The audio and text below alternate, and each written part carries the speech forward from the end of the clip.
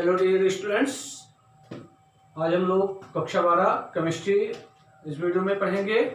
इसके पहले वाले वीडियो में हमने आपको निराकरण या विलोपन अपक्रियाओं के बारे में बताया। आज तीसरा अपक्रिया पढ़ेंगे जिसमें है अपचयन।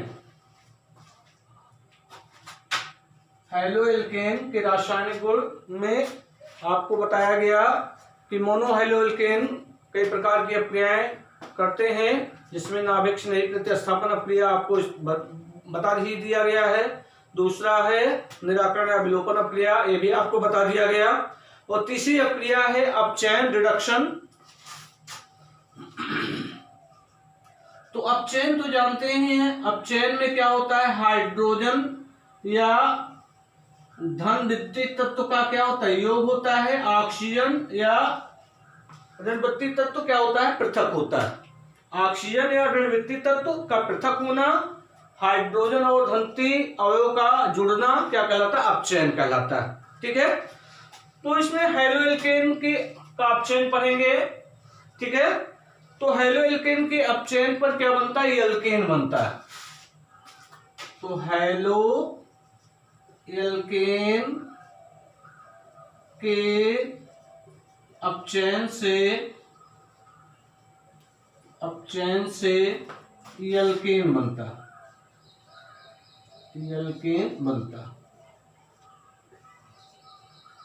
कई रिएक्शंस हैं। ठीक है, जिसमें पहला रिएक्शन है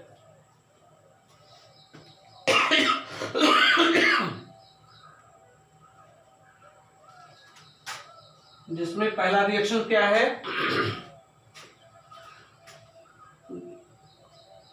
कि उत्प्रेरकीय हाइड्रोजनीकरण द्वारा हैलो एल्केन से एल्केन प्राप्त होता है। उत्प्रेरकीय हाइड्रोजनीकरण द्वारा हैलो एल्केन से क्या प्राप्त होता है, एल्केन प्राप्त होता है।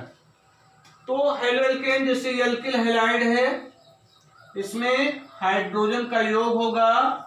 उत्प्रेरक की उपस्थिति में, यहाँ पर उत्प्रेरक पैलेडियम है, पैलेडियम उत्प्रेरक की उपस्थिति में हाइड्रोजन का क्या होगा, योग होगा।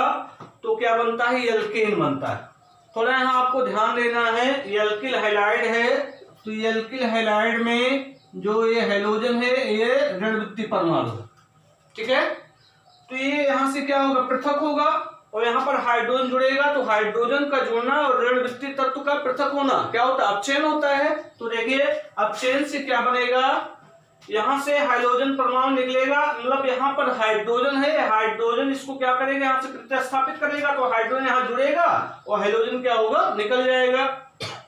तो आर है यहाँ पे, तो ये आर हो गया और हाइड्रोजन द्वारा विस्थापित हो गया। तो यहाँ पर हाइड्रोजन, यहाँ पर हाइड्रोजन, तो क्या बनाएगा, हाइड्रोजन हैलाइड बना देगा HX।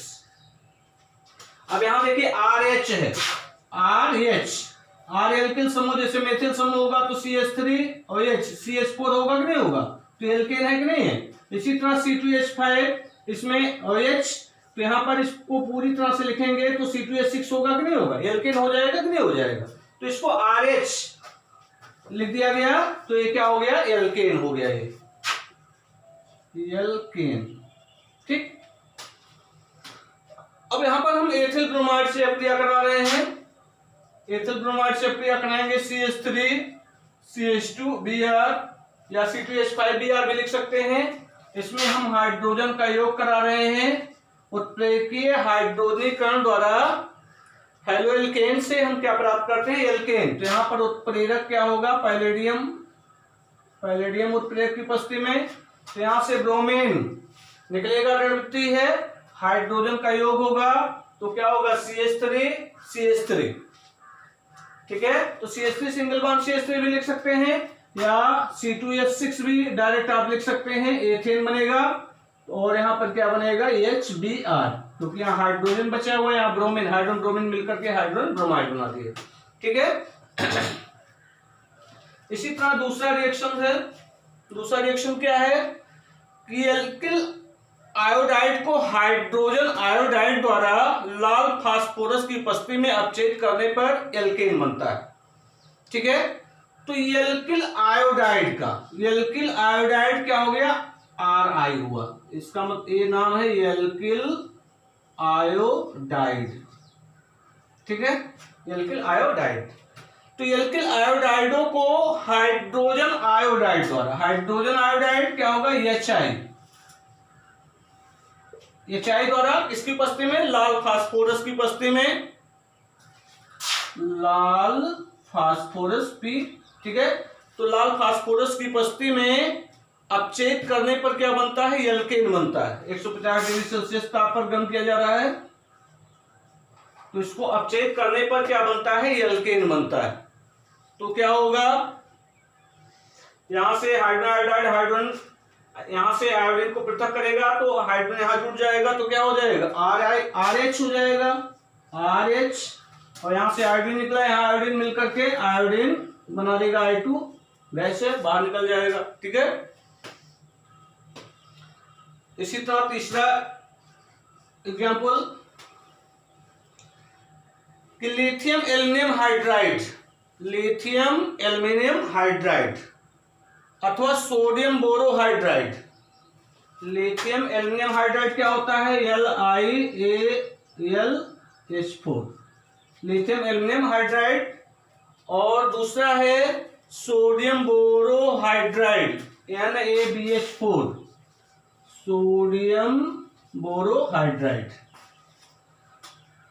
तो लिथियम एल्युमिनियम हाइड्राइड या सोडियम बोरोहाइड्राइड से प्राप्त हाइड्रोजन आयन, तो यहां पर जो हाइड्रोजन आयन प्राप्त होता है ये है, तो लिथियम एल्युमिनियम हाइड्राइड अथवा सोडियम बोरोहाइड्राइड से प्राप्त हाइड्रोजन आयन जो है ये क्या कार्य करता है, हाइलो एल्केन को एल्केन में क्या कर देता है, अपचेत कर देता है। तो इसका मतलब देखें, इस पर ऋण आवेश है, तो ये क्या कार्य करता है, नाभिक स्नेही अकर्मक का कार्य करता है, अर्थात ये क्रिया क्या करेगा, नाभिक स्नेही प्रतिस्थापन क्रिया देता है। तो विस्तृत नहीं लिखा रहे हैं, केवल रिएक्शन दे रहे हैं, ठीक है। तो RX प्लस हाइड्रोजन आयन ये कहां से प्राप्त हो रहा है, किससे प्राप्त होगा, ये लिथियम एल्युमिनियम हाइड्राइड अथवा सोडियम बोरोहाइड्राइड, लिथियम LiAlH4 अथवा sodium NaBH4, sodium borohydride. Lithium aluminium hydride अथवा सोडियम बोरोहाइड्राइड से प्राप्त हाइड्रोजन आयन एल्किल हैलाइड को या हाइलो एल्केन को एल्केन में क्या कर देता है, अपचेत कर देता है। तो यहाँ देख रहे हैं कि H पर ऋण आवेश है, तो इसका मतलब ये क्या है, नाभिक स्नेही अपकर्मक है, तो ये क्या करेगा, यहाँ से हाइड्रोजन परमाणु को प्रतिस्थापित कर देगा, अर्थात ये क्रिया नाभिक स्नेही प्रतिस्थापन का उदाहरण भी हो सकता है, ठीक है। तो ये क्या हो जाएगा, RH प्लस यहाँ हाइलाइड आयन के रूप में पृथक हो जाएगा X नेगेटिव, ठीक है। तो किसका उदाहरण है, ये नाभिक स्नेही प्रतिस्थापन का उदाहरण है, नाभिक स्नेही प्रतिस्थापन का उदाहरण, ठीक है। ये किसका उदाहरण है, नाभिक स्नेही प्रतिस्थापन का उदाहरण है कि लिथियम एल्युमिनियम हाइड्राइड अथवा सोडियम बोरोहाइड्राइड से प्राप्त हाइड्रोजन आयन हाइलो एल्केन को या एल्किल हैलाइड को एल्केन में क्या कर देता है, अपचेत कर देता है। और ये क्या है, नाभिक स्नेही प्रतिस्थापन क्रिया का क्या है, उदाहरण है, ठीक है। इसी क्रम में अगला उदाहरण चौथा,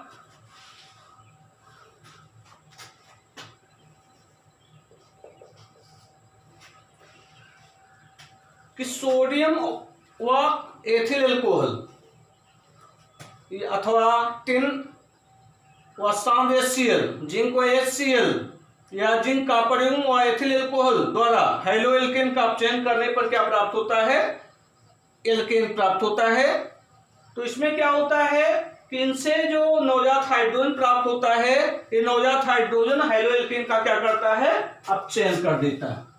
किसकी किसकी बात हो रही है, देखिए, सोडियम व एथिल एल्कोहल Na व C2H5OH, ये भी आप ले सकते हैं, या टिन व सांड HCl भी ले सकते हैं, SN व कंसंट्रेट HCl भी ले सकते हैं, ठीक है। इसी तरह जिंक व HCl भी ले सकते हैं, जिंक व HCl, या ये भी ले सकते हैं जिंक कॉपर युग्म व एथिल अल्कोहल C2H5OH, इसको ले सकते हैं।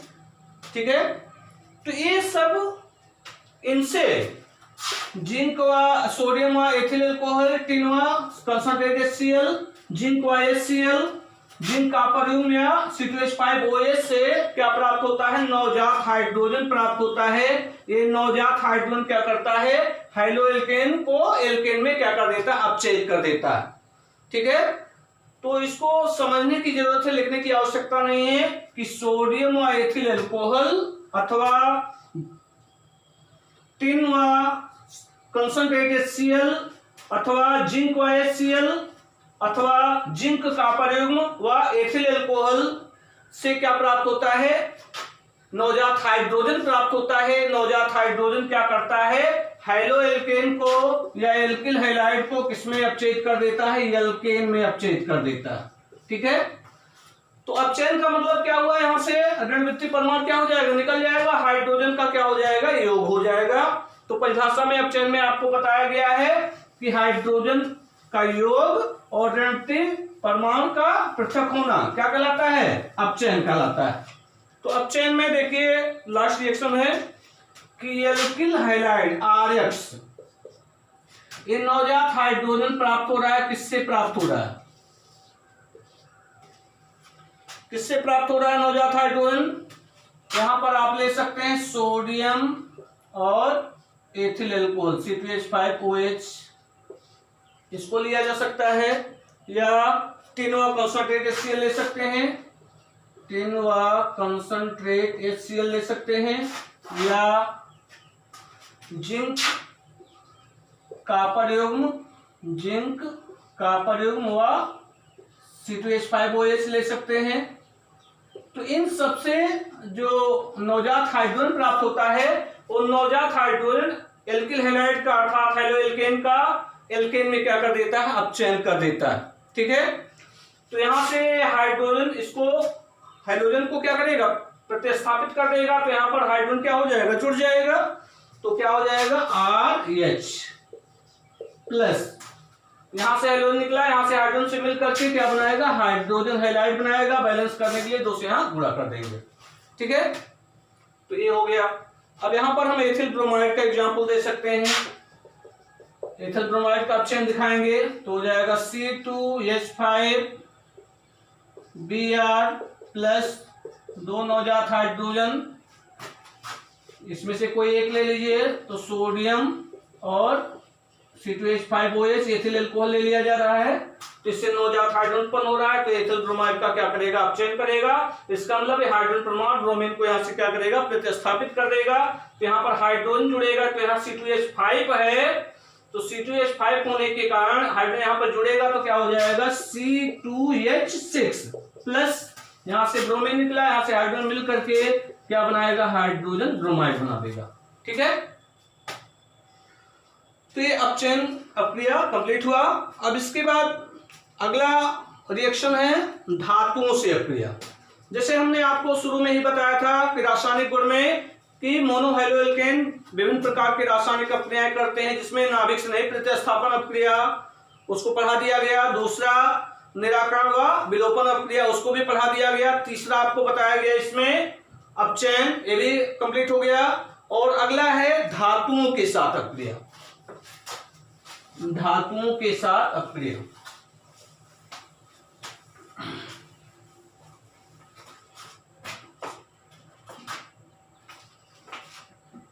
धातुओं के साथ अभिक्रिया, धातुओं के साथ अपक्रिया। तीसरा था, ये चौथा। ठीक है, अब हम पहले पढ़ेंगे कि ग्रिग्नार्ड अभिकर्मक का संश्लेषण। जो इंपॉर्टेंट व्हीकल बताया जा रहा है, ग्रिग्नार्ड अभिकर्मक का संश्लेषण, अर्थात ग्रिग्नार्ड अभिकर्मक का निर्माण भी कह सकते हैं, ठीक है, कि हैलो एल्केन विभिन्न धातुओं से अपक्रिया करके, ठीक है, कार्बधात्विक यौगिक का संश्लेषण करते हैं। कार्बधात्विक यौगिकों का क्या करते हैं? संश्लेषण करते हैं, जिसमें है ग्रिग्नार्ड अभिकर्मक का संश्लेषण। ठीक है, तो इसमें एल्किल हैलाइड, तो हम एल्किल हैलाइड से क्या करेंगे? ग्रिग्नार्ड अभिकर्मक का संश्लेषण करेंगे। तो एल्किल हैलाइड का हम मैग्नीशियम के साथ अपक्रिया कराते हैं शुष्क ईथर की उपस्थिति में। एल्किल हैलाइड की शुष्क ईथर की उपस्थिति में मैग्नीशियम से अपक्रिया कराने पर क्या बनता है? शुष्क ईथर की उपस्थिति में मैग्नीशियम से अपक्रिया कराने पर क्या बनता है? ग्रिग्नार्ड अभिकर्मक बनता है। क्या बनता है? ग्रिग्नार्ड अभिकर्मक। तो RMgX, ठीक है, यही है ग्रिग्नार्ड अभिकर्मक। ग्रिग्नार्ड अभिकर्मक RMgX, ठीक है। तो Mg पहले जुड़ा है, X बाद में जुड़ा है। ठीक है, देख रहे हैं कि RMgX। तो इसमें अब यहां एक एग्जांपल हम दे रहे हैं, एथिल ब्रोमाइड का दे रहे हैं। एथिल ब्रोमाइड का देंगे तो क्या होगा? C2H5Br प्लस Mg, किसकी उपस्थिति में? शुष्क ईथर की उपस्थिति में। शुष्क ईथर की उपस्थिति में क्या बनेगा? C2H5MgBr। हाइड्रोजन बाद में रहेगा, धातु पहले रहेगा, तो हो जाएगा C2H5MgBr। अब यहां थोड़ा आपको समझना है, ठीक है। इसमें जो ग्रिग्नार्ड अभिकर्मक है, यहां समझ लीजिए कि RMgX, इसमें थोड़ा ध्यान दीजिए कि RMgX में यहां पर इनके मध्य क्या बनता है? सहसंयोजक बंध बनता है। सहसंयोजक बंध। कौन सा बंध है? सहसंयोजक बंध है। और यहां पर क्या होता है? इनके बीच आयनिक बंध होता है। देखिए यहां पर हाइड्रोजन की इलेक्ट्रोनेगेटिविटी अधिक है और मैग्नीशियम की कम होगी, तो ये क्या होगा? साझे का इलेक्ट्रॉन X की ओर क्या होगा? विस्थापित होगा, तो X पर आंशिक रूप से ऋण आवेश आएगा और मैग्नीशियम पर आंशिक रूप से क्या होगा? धन आवेश आ जाएगा। ठीक है, तो इस पर आंशिक रूप से ऋण आवेश आ गया, इस पर आंशिक रूप से क्या आ गया? धन आवेश आ गया। लेकिन यहां पर जो एल्किल समूह का कार्बन है, मैग्नीशियम से इलेक्ट्रॉन खींचने की शक्ति अधिक होती है। ठीक है, कि धन विद्युतीय मैग्नीशियम के इलेक्ट्रॉन आकर्षित के कारण कह सकते हैं यहां पर जो एल्किल समूह है, इसका कार्बन जो है मैग्नीशियम से इलेक्ट्रॉन को अपनी ओर खींचने की शक्ति अधिक होती है, जिसके कारण ये बंध भी क्या हो जाता है? ध्रुवीय हो जाता है। ये बंध क्या होता है? अत्यंत ध्रुवीय हो जाता है। अतः मैग्नीशियम तथा हाइड्रोजन आबंध आवश्यक रूप में आयनिक होता है। मैग्नीशियम और हाइड्रोजन बंध क्या होता है? आयनिक होता है, लेकिन ये सहसंयोजक बंध है, लेकिन ये ध्रुवीय हो जाता है। क्यों ध्रुवीय हो जाता है? क्योंकि एल्किल समूह का कार्बन मैग्नीशियम से इलेक्ट्रॉन खींचने की शक्ति अधिक होती है, इसलिए बॉन्ड कैसा हो जाता है? ध्रुवीय हो जाता है और ये क्या होता है? आयनिक होता है। ठीक है, ध्यान रखिएगा।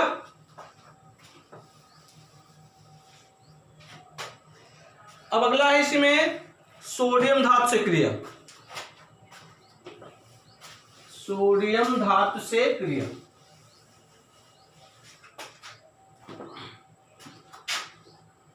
दूसरा इसमें सोडियम धातु से क्रिया। सोडियम धातु से क्रिया क्या होगा?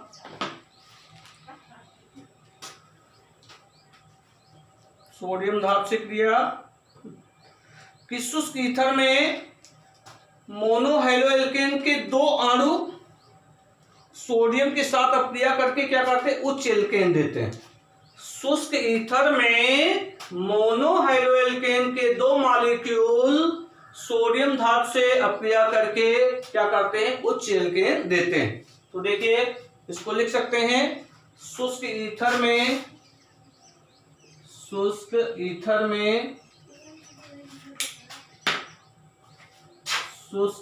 में मोनो हैलोएल्केन के दो अणु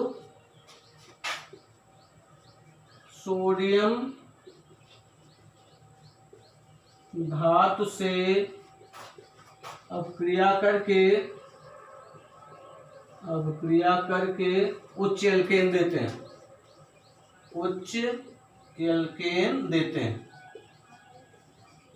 ठीक है। क्या करते हैं, उच्च एल्केन देते हैं।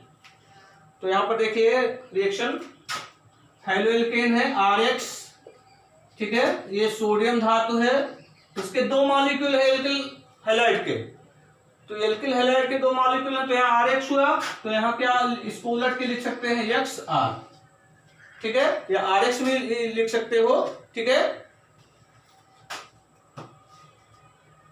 तो इससे अपक्रिया करके किसकी उपस्थिति में, शुष्क ईथर की उपस्थिति में, शुष्क ईथर की उपस्थिति में क्या होगा कि मोनोहाइड्रोएल्केन के दो मॉलिक्यूल सोडियम धातु से अपक्रिया करके क्या करते हैं, सोडियम धातु से अपक्रिया करके क्या बनाते हैं, उच्च एल्केन बनाते हैं। तो यहां देखिए ये हाइड्रोजन का परमाणु और ये हाइड्रोजन का परमाणु, इससे मिल करके यहां दो से गुणा कर देंगे बैलेंस करने के लिए, तो क्या हो जाएगा 2NaX हो जाएगा, सोडियम हाइड्राइड हो जाएगा, ठीक है।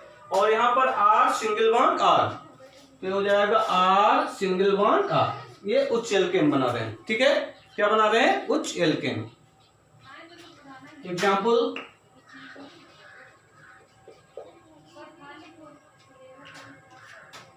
पहला है, अब यहां पर हम मेथिल आयोडाइड ले रहे हैं, CH3I + 2Na + CH3I, किसकी उपस्थिति में, शुष्क ईथर की उपस्थिति में। अब यहां देखिए ये वाला पोर्शन और ये मिल करके क्या बनाएंगे, 2NaI, और बाकी यहाँ CH3 को क्या करेंगे, जोड़ देंगे, तो हो जाएगा CH3 single bond CH3 single bond CH3, ethane बन गया। क्या बन गया, एथेन।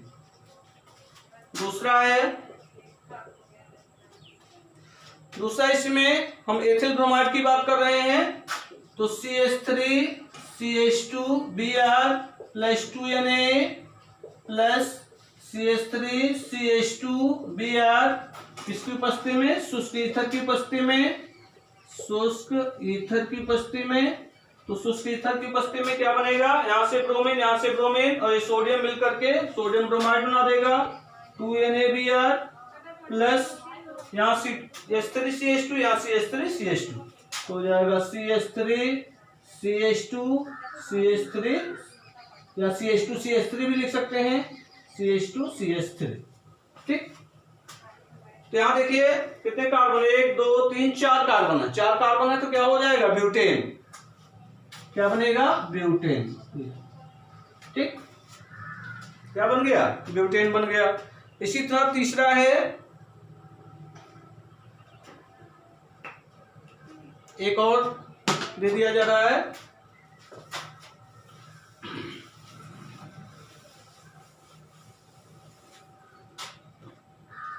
तीसरा CH3 single bond CH single bond CH3 single bond I + 2Na plus यहां पर भी क्या होगा, ICH single bond CH3 single bond CH3। तो ये वाला पोर्शन जुड़ करके यहाँ पर आयोडीन सोडियम से जुड़ करके क्या बनाएगा, किसकी उपस्थिति में, ये शुष्क ईथर की उपस्थिति में है, शुष्क ईथर की उपस्थिति में। तो 2 सोडियम आयोडाइड बना प्लस ये और ये क्या हो जाएगा, जुड़ जाएगा, तो क्या हो जाएगा CH3 single bond CH single bond CH3 single bond CH single bond CH3 single bond CH3। ठीक, अब यहाँ 1 2 3 4 2 कार्बन पर मेथिल समूह है और 3 कार्बन पर भी मेथिल समूह, तो 2 3 डाई मेथिल क्या होगा, 1 2 3 4 कार्बन ब्यूटेन। ठीक है, 2 3 डाई मेथिल ब्यूटेन, इसका नाम क्या होगा 2 3 डाई मेथिल ब्यूटेन। ठीक, ये सोडियम धातु से अक्रिया हो गया। अब इसी में जो सममित एल्केन है, सममित एल्केन क्या करता है, वुड्स अपक्रिया देता है, इसी को हम वुड्स अपक्रिया भी कर सकते हैं सोडियम धातु से अपक्रिया में। ठीक है, वुड्स अपक्रिया लिख दीजिएगा, वुड्स अपक्रिया हेडिंग में ही। तो शुष्क ईथर में मोनो हेलोएल्केन के 2 मॉलिक्यूल सोडियम धातु से अपक्रिया करके क्या करते हैं, उच्च एल्केन देते हैं, अर्थात सम्मित एल्केन बनाते हैं। अब यहां देखिए सम्मित एल्केन और असम्मित एल्केन।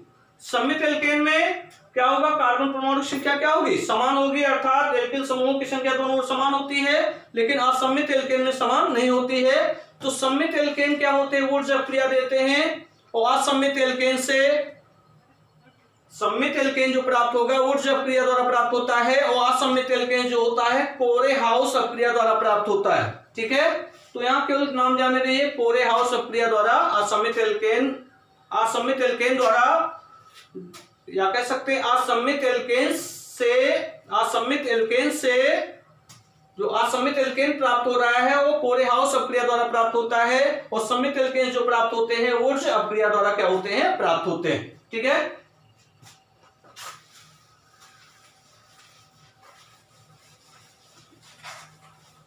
कि सम्मित एल्केनों का संश्लेषण जो होगा, नोट में आप लिख भी सकते हैं, सम्मित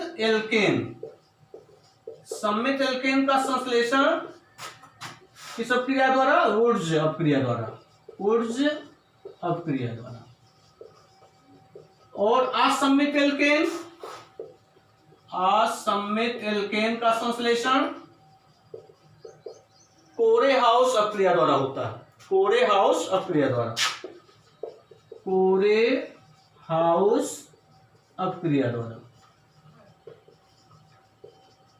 अब यहां पर कोरे हाउस अपक्रिया पढ़ना नहीं है आपको। ठीक है, यहां केवल जाने रहिए, सम्मित एल्केन का निर्माण वुड्स अपक्रिया द्वारा, जबकि असम्मित एल्केन का संश्लेषण जो होता है कोरे हाउस अपक्रिया द्वारा होता है। ठीक है, अगला है डाईएथिल जिंक का संश्लेषण। डाईएथिल जिंक का संश्लेषण, डाईएथिल जिंक का संश्लेषण, इसी को कहते हैं फ्रैंकलैंड अभिकर्मक। फ्रैंकलैंड अभिकर्मक, फ्रैंकलैंड अभिकर्मक क्या होता है, देखिए कि एल्किल हैलाइड के शुष्क ईथर की उपस्थिति में क्या कराया जाता है, अपक्रिया कराया जाता है। तो एल्किल हैलाइड RX इसकी अपक्रिया इसके साथ, जिंक के साथ कराते हैं, ZN किसकी उपस्थिति में, शुष्क ईथर की उपस्थिति में एल्किल हैलाइड का जिंक के साथ अपक्रिया कराते हैं, तो क्या बनता है R2ZN प्लस डाईएथिल जिंक हो गया, जिसको क्या कहते हैं, फ्रैंकलैंड अभिकर्मक कहते हैं। और यहां क्या बनेगा, ZnX2 zinc die halide. Balance करने के लिए यहां 2 से गुणा करेंगे। ठीक है, यहां से भी 2 से गुणा कर देंगे। अब यहां हम एथिल ब्रोमाइड का एग्जाम्पल ले रहे हैं, R के स्थान पर एथिल समूह ले रहे हैं, तो क्या होगा CH3 CH2 या C2H5 डायरेक्ट लिख सकते हैं, C2H5 Br प्लस Zn किसकी उपस्थिति में, शुष्क ईथर की उपस्थिति में क्या बनेगा, ये हो जाएगा C2H5 का whole twice Zn plus ZnBr2। ठीक है, तो ये डाई एथिल जिंक क्या है, फ्रैंकलाइट अभिकर्मक है। ठीक है, इसी तरह टेट्रा एल्किल लेड का संश्लेषण, टेट्रा एल्किल लेड का संश्लेषण।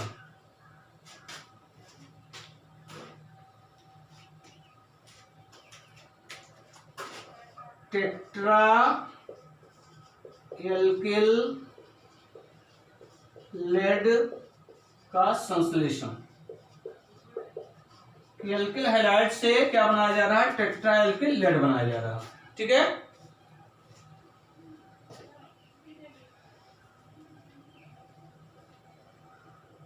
तो रिएक्शन देख लीजिए।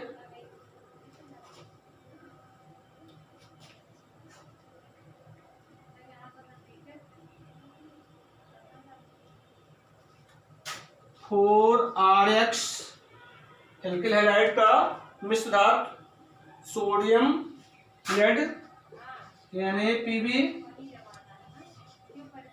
इसकी उपस्थिति में मतलब इसके साथ हम क्या करते हैं, गर्म करते हैं। यानी एल्किल हैलाइड को सोडियम Pb के साथ मिश्र धातु है, इसके साथ क्या करते हैं, गर्म करते हैं। तो गर्म करते हैं तो टेट्रा एल्किल लेड बनता है, तो हो जाएगा R4Pb, Pb लेड है, टेट्रा एल्किल लेड, ये हो गया R4Pb प्लस 3Pb प्लस और क्या बनेगा, सोडियम हाइलाइड NaX बनेगा। बैलेंस करने के लिए यहाँ पर NaPb में क्या करेंगे, 4 से गुणा कर देंगे और सोडियम हाइलाइड में भी 4 से गुणा करेंगे।